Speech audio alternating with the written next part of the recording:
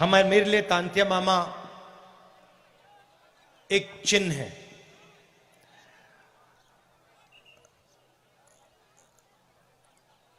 एक सोच है। एक व्यक्ति जरूर थे, मगर वो एक चिन्ह और एक सोच और एक विचारधारा भी थे।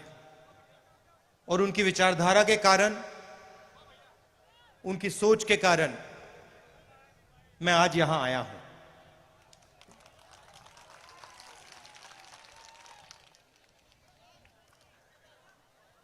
आज मैं उनके बारे में पढ़ रहा था और मैंने देखा कि वो 26 जनवरी को पैदा हुए थे और वही दिन है जब हमारा देश पैदा हुआ। गणतंत्र दिवस का दिन तांत्या मामा का जन्मदिन था। तो इसमें भी एक मैसेज है।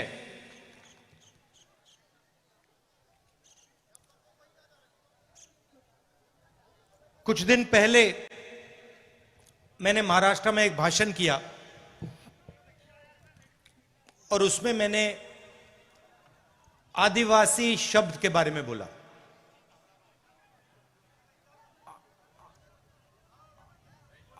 सही बोला? आदिवासी का मतलब जो हिंदुस्तान में सबसे पहले रहते थे। मतलब जब इस देश में कोई और नहीं था, तब भी आप लोग इस देश में रहते थे। अगर आप आदिवासी हो और अगर आप यहां सबसे पहले रहते थे, तो इसका मतलब यह बनता है कि आप इस देश के असली मालिक हो।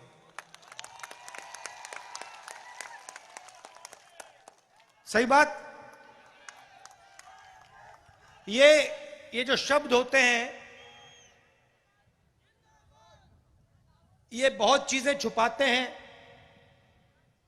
बहुत चीजें ये दिखा भी सकते हैं। जैसे आप तांत्या मामा के बारे में सोचें तो आपके दिमाग में कौन से शब्द आते हैं? बताइए, कौन सा शब्द आता है सबसे पहले जब आप तांत्या मामा के बारे में सोचते हो? आदिवासी आता है, संघर्ष आता है, निडरता आता है, क्रांतिकारी आता है, ये शब्द आते हैं। और जब वो अंग्रेजों के सामने फांसी पे चढ़ रहे थे, तो आपको क्या लगता है, उनके दिल में डर था या नहीं? सवाल नहीं उठता। उनके दिल में डर नहीं था। क्यों नहीं था? उसका कारण क्या था? उनके दिल में आम आदमी चढ़ता है, फांसी के सामने खड़ा हो जाता है, डर जाता है? नहीं। मगर जो आपके तांत्या मामा थे, जब वो चढ़े फांसी पे, उनके दिल में डर क्यों नहीं था? क्योंकि उनके डर को, जो उनके दिल में आपके लिए प्यार था, उसने मिटा दिया था। तो जब हम उनके बारे में सोचते हैं, हमारे दिमाग में ये शब्द आते हैं: निडर, संघर्ष, मोहब्बत, ये शब्द आते हैं। कुछ दिन पहले मैंने प्रधानमंत्री का एक भाषण सुना और उसमें उन्होंने एक नया शब्द प्रयोग किया। वनवासी। अब यह शब्द, इसके पीछे एक दूसरी सोच है। आदिवासी के पीछे सोच है कि यह देश के पहले मालिक आप हो। इसका मतलब, अगर आप पहले मालिक हो तो आपकी जमीन पर, जंगल पर, जल पर आपका हक होना चाहिए। मगर वहां रुकना नहीं है। आप असली मालिक हो तो आपको और आपके बच्चों को अधिकार मिलने चाहिए। आपको, अगर आपका बच्चा इंजीनियर बनने का सपना देखे, सरकार को आपकी पूरी मदद करनी चाहिए। अगर आप में से कोई डॉक्टर बनना चाहे, आपकी बेटी डॉक्टर बनना चाहे, उसकी पूरी मदद होनी चाहिए। क्यों? क्योंकि आप असली मालिक हो, आप पहले मालिक हो। तो सबसे पहला आपका काम होना चाहिए। मतलब जंगल तो आपका है, मगर जंगल के बाहर भी आपको अधिकार मिलना चाहिए। और जब बीजेपी की सरकारें स्कूल और कॉलेज को प्राइवेटाइज कर देती है, उद्योगपतियों के हवाले कर देती है, या अस्पतालों को उद्योगपतियों के हवाले कर देती है, तो आपके बच्चे शिक्षा नहीं पाते और आपके परिवारों को जब अस्पताल की जरूरत होती है, आप वहां नहीं जा पाते। जब बीजेपी पब्लिक सेक्टर को बंद करती है, रेलवेज को, बीएचईएल को प्राइवेटाइज करने का काम, बेचने का काम करती है, तो वो सीधा आदिवासियों को चोट मारती है। देखिए, मैं आपसे पूछता हूं, नोटबंदी से आपको फायदा हुआ या नुकसान? जीएसटी, नोटबंदी और कोरोना के समय जो सरकार ने किया, दलितों को, पिछड़ों को, आदिवासियों को, किसानों को, मजदूरों को उन्होंने चोट मारी। मैं भाषणों में कहता हूं, ये पॉलिसियां नहीं थी, ये हथियार है। अब नरेंद्र मोदी जी एक नया शब्द लाए, वनवासी। इसका मतलब अलग है। सबसे पहला इसका मतलब यह है कि आप पहले मालिक नहीं हो, आप सिर्फ जंगल में रहते हो। पहला मतलब ये। दूसरा मतलब कि जंगल के बाहर आपको, वन के बाहर कोई भी आपको अधिकार नहीं मिलना चाहिए।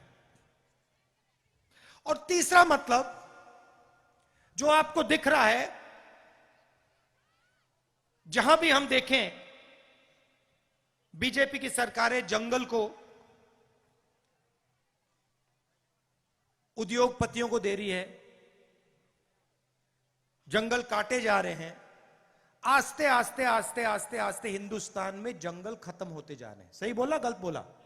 सही। तो तीसरा मतलब यह है कि जब इस देश से जंगल खत्म हो जाएंगे तो फिर आपके लिए इस देश में कोई जगह नहीं बचेगी। यह तीसरा मतलब है। यह मैंने आपको शब्द क्यों बताए? क्योंकि इन शब्दों के पीछे विचारधारा है। हम आदिवासी कहते हैं क्योंकि हम इस बात को मानते हैं कि आप हिंदुस्तान के असली और पहले मालिक हो। वो वनवासी कहते हैं क्योंकि वो आपके सारे के सारे अधिकार आपसे छीनना चाहते हैं और आपको यह याद नहीं दिलाना चाहते कि आप ही इस देश के पहले और असली मालिक हो। तो सबसे पहले मैं चाहता हूं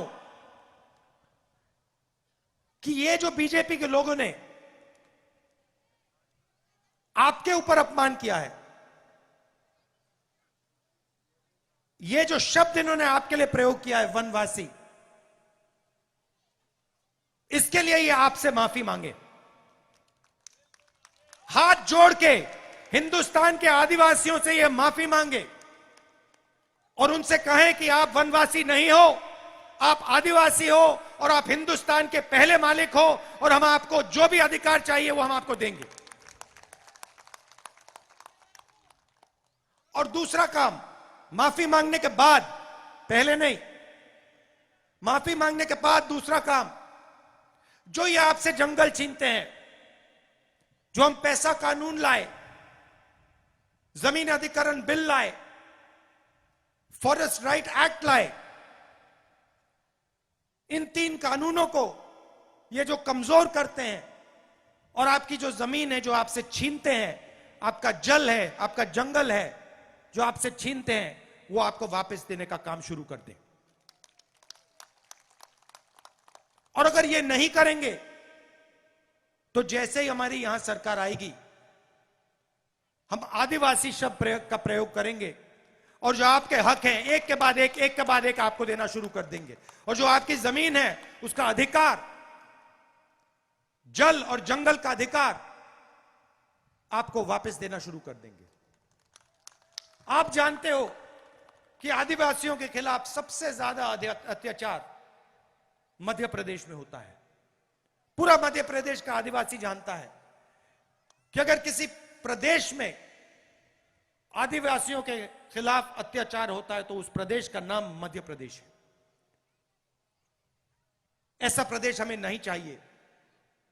हमें आदिवासियों को इज्जत देने वाला प्रदेश चाहिए, आदिवासियों को रक्षा करने वाला प्रदेश चाहिए।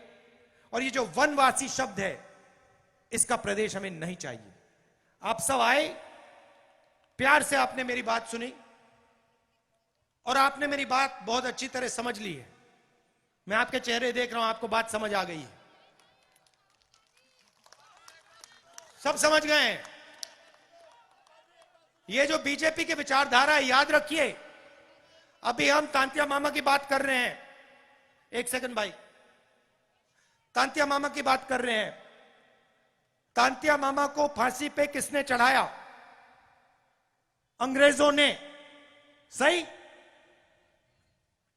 और आरएसएस ने अंग्रेजों की मदद की, यह पूरी दुनिया और हिंदुस्तान जानता है।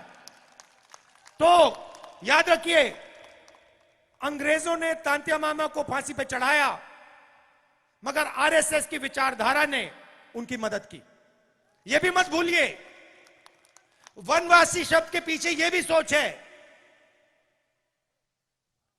और यह सिर्फ तांतिया मामा जी के साथ नहीं किया गया, यह बिरसा मुंडा जी के साथ भी किया गया। इन दोनों महापुरुषों ने आदिवासियों की लड़ाई लड़ी, अंग्रेजों से लड़ाई लड़ी, और कांग्रेस पार्टी ने हिंदुस्तान से अंग्रेजों को भगाया। और जब हम अंग्रेजों से लड़ाई लड़ रहे थे, जिन्होंने आपके महापुरुषों को फांसी पर लटकाया, तब आरएसएस अंग्रेजों के साथ खड़ी थी।